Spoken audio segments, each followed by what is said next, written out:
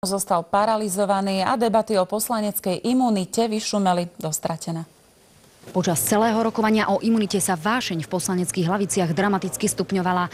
V jednom okamihu sa o slovo prihlásil Igor Matovič a zazneli slová o tom, že Robert Fico patrí do basy. Opozícia tak razom získala muníciu. Ak hlas podobný Ficovi bude Ficov, ten človek by mal automaticky do minúty sedieť tam, kde patrí. A keď pašerák a zlodej chce niekoho poučovať o morálke, tak sa sám tej basy zjavne bojí.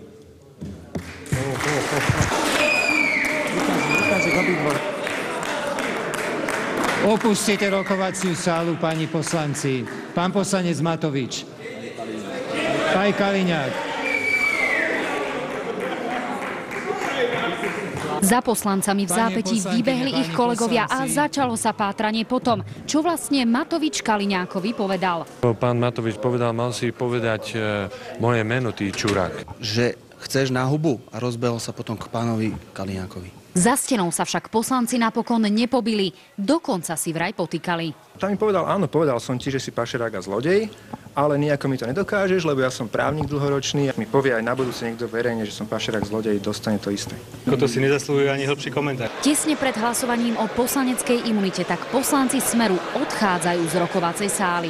Toto zasadnutie pod ľudskú dôstojnosť tu nás sedieť. Ideme sa poradiť, čo budeme ďalej robiť na klube. My odmietame, aby si niekto robil z Národnej rady Slovenskej republiky žúr, nejakú kokainovú zábavku.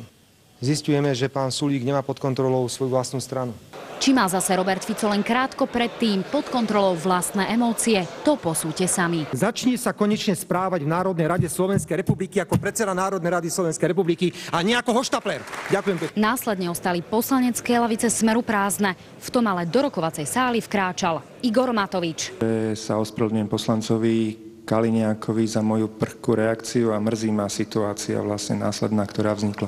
Hlasovať sa bude zajtra, osud imunity je však viac ako neistý. Koalícia totiž potrebuje aj hlasy Smeru.